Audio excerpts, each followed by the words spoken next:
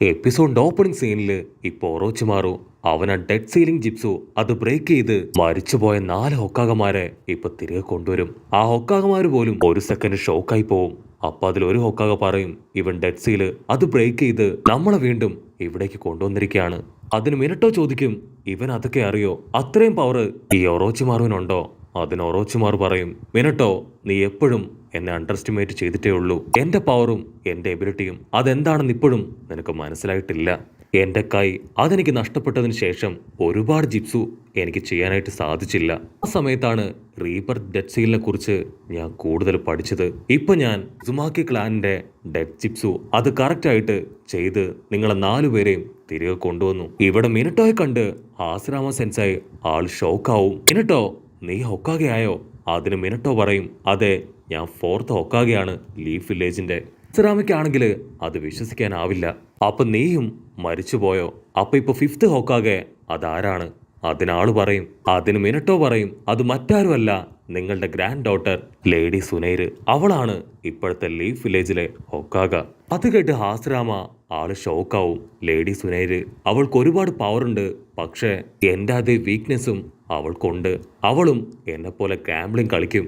ആ ഒരു negative side അത് മാറ്റി വെക്കുകയാണെങ്കിൽ അവൾ സൂപ്പർ ആണെന്ന് പറഞ്ഞ് ആള് ചിരിക്കും. അപ്പൊ അതേ സമയത്ത് ആ സെക്കൻഡ് ഹൊക്കാഗെ കാണിക്കും. സെക്കൻഡ് ഹൊക്കാഗ ഫുൾ കലിപ്പിലാണ്. സെക്കൻഡ് ഹൊക്കാഗെ ആണെങ്കിൽ ഫുൾ കലിപ്പിലാണ്. നിനക്കത്ര ധൈര്യം ഉണ്ടെങ്കിൽ ഞാൻ കണ്ടുപിടിച്ച ഈ ജിപ്സു എല്ലാം ഉപയോഗിച്ച് ഞങ്ങൾ വീണ്ടും ഇവിടേക്ക് കൊണ്ടുവരും.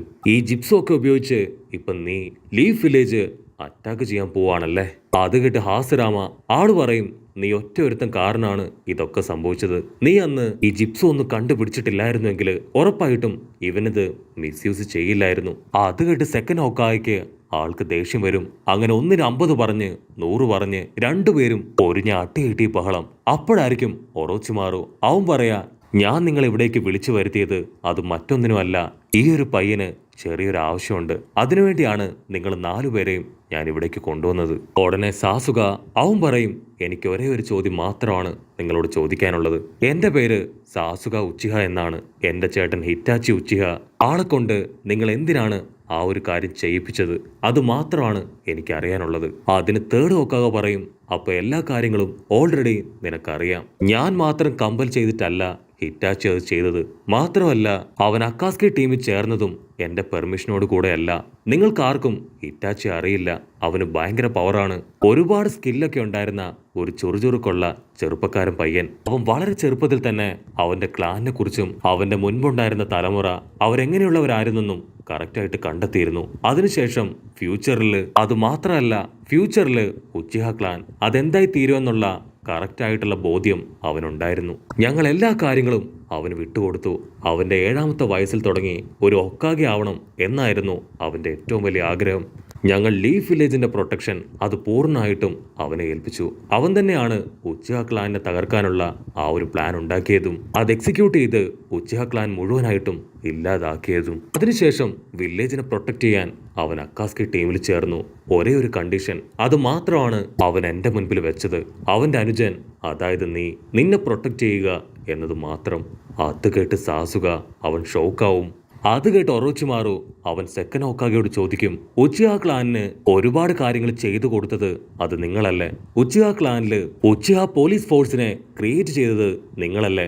അവരാണ് തെറ്റ് ചെയ്യുന്ന എല്ലാവരെയും കറക്റ്റായിട്ട് കണ്ടുപിടിച്ച് ശിക്ഷ കൊടുത്തുകൊണ്ടിരുന്നത്. പക്ഷെ അവരുടെ ശിക്ഷാ നടപടികൾ അത് വളരെ കഠിനമായതുകൊണ്ട് തന്നെ ജനങ്ങൾക്ക് അവരോട് വലിയ വെറുപ്പായി മാറി. അതും പോരാഞ്ഞ് ഉച്ചിഹ ക്ലാനില് ഒരു പ്രിസണർ അതുപോലും നിങ്ങൾ ഉണ്ടാക്കിയെടുത്തില്ലേ?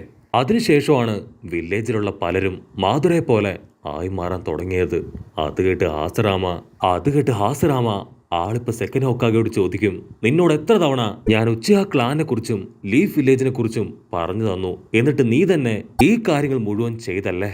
അതിന് സെക്കൻഡ് ഹൊക്കാഗ പറയും, അവരെ കൊണ്ട് പോലീസ് ഫോഴ്സ് അത് ഹാൻഡിൽ ചെയ്യാൻ കഴിയുമെന്ന് കരുതിയാണ് ഞാനത് അവർക്ക് കൊടുത്തത്. ഇനിയൊരു മാധുര അവരുടെ ഉച്ചിഹ ക്ലാനിൽ നിന്ന് ഉണ്ടാവാൻ പാടില്ല.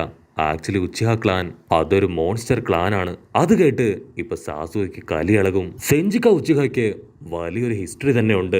എപ്പോഴും ഞങ്ങൾ തമ്മിൽ യുദ്ധം ചെയ്തുകൊണ്ടേയിരിക്കും. സെഞ്ചു ക്ലാനുകാര് അവരെപ്പോഴും പോസിറ്റീവ് വൈബിലാണ് അവരുടെ എനർജിയും പവറും അതൊക്കെ ക്രിയേറ്റ് ചെയ്തിരുന്നത്. പക്ഷെ ഉച്ചിഹ ക്ലാനിലുള്ളവര് അവർക്ക് സ്നേഹം കൂടുന്തോറും അവരുടെ വെറുപ്പ് അതും 10 മടങ്ങാവും. അതിലൂടെയാണ് അവരവരുടെ പവറുകൾ മുഴുവൻ പ്രയോഗിച്ചിരുന്നത്. അതിന് സാസുക ചോദിക്കും, സ്നേഹം കൂടുന്നത് നല്ല കാര്യമല്ലേ? അപ്പോഴായിരിക്കും സെക്കൻഡ് ഹോക്കാഗ പറയാ, അവർക്ക് ആരോടെങ്കിലും അൺലിമിറ്റഡായി സ്നേഹം കൂടുകയാണെങ്കിൽ അവരുടെ കൺട്രോള് അത് അവരറിയാതെ തന്നെ അവർക്ക് നഷ്ടാവും. അങ്ങനെ അവർ വളരെ ബാഡായിട്ടുള്ള കാര്യങ്ങളൊക്കെ ചെയ്യാൻ തുടങ്ങും. അവരാരോടെങ്കിലും ഒരുപാട് സ്നേഹം കാണിക്കുന്നോ അതിന്റെ 10 മടങ്ങ് വെറുപ്പും അവരുടെ ഉള്ളില് ക്രിയേറ്റ് ആവും. അങ്ങനെയാണ് അവരുടെ ഒരു സ്പെഷ്യൽ ജിപ്സു പവർ പോലും പുറത്തേക്ക് വരിക. അവർ ഒരുപാട് സ്നേഹിക്കുന്നവരില് അവർ ഡിസപ്പോയിന്റഡ് ആയ അവരുടെ ബോഡിയിൽ ഒരു ചക്ര അത് തനിയെ ക്രിയേറ്റ് ആവും. പിന്നീട് കുറെ നേരത്തേക്ക് അവർക്ക് അവരെ തന്നെ കൺട്രോൾ ചെയ്യാൻ പറ്റാതാവും. ആക്ച്വലി അവരുടെ മനസ്സിലുള്ള വെറുപ്പ് അത് കാരണമാണ് അവരുടെ ബ്രെയിൻ മെസ്സേജ് പാസ് ചെയ്ത് ആ ഒരു ശരീരം കണ്ണ് അതുപോലും ഓപ്പൺ ആവുക. അവരുടെ മനസ്സിലുള്ള വെറുപ്പ് അത് ഓരോ സ്റ്റെപ്പായി കൂടുന്തോറും അവരുടെ ശരീരം കണ്ണിന്റെ പവർ അതും കൂടി വരും. ആ മങ്കിക്കു ശരീരം കണ്ണ് അതുപോലും എനേബിൾ ആവുന്നത് അതിലൂടെയാണ്. അതിന്റെ പവറും ആ വെറുപ്പിന്റെ ആധിക്യവും നിങ്ങൾക്കറിയോ? അത് ആക്ച്വലി ഒരു ഈവിൾ പവറാണ്. അങ്ങനെ ഒരു പവർ അവർക്ക് കിട്ടിക്കഴിഞ്ഞാൽ പിന്നെ അവരെ സ്റ്റോപ്പ് ചെയ്യാൻ അത്ര പെട്ടെന്ന് ആരെക്കൊണ്ടും കഴിയില്ല. അപ്പോഴായിരിക്കും ഹാസരാമ ആള് പറയാ, മാതുര അവനവന്റെ ബ്രദറിനെ ഒരുപാട് സ്നേഹിച്ചിരുന്നു. ഒരു തരത്തിൽ പറയുകയാണെങ്കിൽ ഇറ്റാച്ചി അവൻ നിന്നെ സ്നേഹിച്ചതുപോലെ തന്നെ ഉച്ചിഹ ക്ലാൻ അത് ലീഫ് വില്ലേജിന് വലിയൊരു പ്രൊട്ടക്ഷനായി തീരുമെന്നാണ് ഞങ്ങൾ കരുതിയത്. അപ്പൊ സെക്കൻഡ് ഹോക്കാഗ ആള് പറയും, അതേ ഉച്ചിഹ ക്ലാൻ തന്നെ ഞങ്ങൾക്ക് ശത്രുക്കളായി മാറി. അത് കേട്ട് സാസുക അവനവന്റെ എറ്റേണൽ ശരീരം കണ്ണ് അതിപ്പോ ഓപ്പൺ ചെയ്യും. സാസുക വീണ്ടും ഇപ്പൊ ഫസ്റ്റ് ഹോക്കാഗയോട് ചോദിക്കും, എന്റെ അടുത്ത ചോദ്യം നിങ്ങളോടാണ്. ഒരു യഥാർത്ഥ വില്ലേജ്, ഒരു യഥാർത്ഥ ഷിനോബി അങ്ങനെ പറഞ്ഞ ശരിക്കും എന്താണ്? എന്റെ ബ്രദർ ലീഫ് വില്ലേജിന് വേണ്ടിയാണ് ഞങ്ങളുടെ ക്ലാനിനെ ഇല്ലാതാക്കിയത്. പക്ഷെ എന്നിട്ടും അവനതില് യാതൊരു റിഗ്രറ്റും ഇല്ല. മരിച്ചപ്പോ പോലും അവന്റെ ആഗ്രഹം ലീഫ് വില്ലേജിനെ പ്രൊട്ടക്ട് ചെയ്യണം എന്നത് മാത്രമാണ്. ഒരു വില്ലേജിന് വേണ്ടി സ്വന്തം കുടുംബത്തെ പോലും ഒരാൾക്ക് ഇല്ലാതാക്കാൻ കഴിയോ? എനിക്ക് അതിനെക്കുറിച്ച് അറിയണം. അതിന്റെ ഉത്തരവാണ് എനിക്ക് അടുത്തതായിട്ട് വേണ്ടത്. പക്ഷെ സെക്കൻഡ് ഹൊക്കായ്ക്ക് ആ ഒരു ചോദ്യം അത് തീരെ ഇഷ്ടാവില്ല. അവൻ ഫുൾ കലിപ്പില് സാസുകയെ അറ്റാക്ക് ചെയ്യാൻ അവന്റെ പവർ അവേക്കൻ ചെയ്യും. അത് കണ്ട് ഹാസറാമ സെൻസായി ആളുടെ പവർ അത് അവേക്കൻ ചെയ്ത് ഇപ്പൊ അങ്ങനെ സെക്കൻഡ് ഹോക്കാഗെ തടഞ്ഞു നിർത്തും. സുഗട്സു ആണെങ്കിൽ അത് കണ്ട് പേടിച്ചു നിൽക്കും. ഹാസറാമ ഫുൾ പവറില് ഇപ്പൊ സെക്കൻഡ് ഹോക്കാഗ ടോബറയോട് അവനോട് പറയും, നിന്റെ പവർ അത് സ്റ്റോപ്പ് ചെയ്യ്. ഉടനെ അടുത്ത സെക്കൻഡ് അവനവന്റെ ഫിംഗർ ചലിപ്പിച്ച് ഇപ്പൊ പവർ അതങ്ങനെ ഇല്ലാതാക്കും. അത് കണ്ട് ഹാസറാമ ആള് പൊട്ടിച്ചിരിക്കും. അപ്പോഴായിരിക്കും നമ്മുടെ ആൾക്കാർ ചുറ്റും നോക്കുക. ഇവരുടെ പവർ അത് ചെറുതായിട്ട് ഒന്ന് അവേക്കൻ ചെയ്തതില് ആ ബിൽഡിംഗ് മുഴുവൻ തന്നെ തകർന്നിരിക്കുകയാണ്. ഉടനെ ചിരി നിർത്തി ഇപ്പൊ ഹാസറാമ പറയും, സാസുക നിനക്ക് എന്നെ കഴിഞ്ഞ് നല്ലൊരു ബ്രദറിനെയാണ് കിട്ടിയിരിക്കുന്നത്, സാക്ഷാൽ ഹിറ്റാച്ചി. വില്ലേജ് എന്താണെന്നോ ഷിനോബി എന്താണെന്നോ പറയുന്നതിൽ എനിക്ക് യാതൊരു കുഴപ്പമില്ല. പക്ഷെ അത് പറഞ്ഞ് കംപ്ലീറ്റ് ചെയ്യാൻ ഒരുപാട് സമയമെടുക്കും. ഇപ്പൊ നമ്മുടെ മുൻപിൽ അത്രയും സമയമില്ല. കാരണം നമ്മൾ നിൽക്കുന്നത് വലിയൊരു വാറിന്റെ നടുവിലാണ്. ഷിനോബി വേൾഡ് അതിനെ തന്നെ നശിപ്പിക്കാൻ ശ്രമിക്കുന്ന ഒരു വലിയ വാറിന്റെ നടുവില്.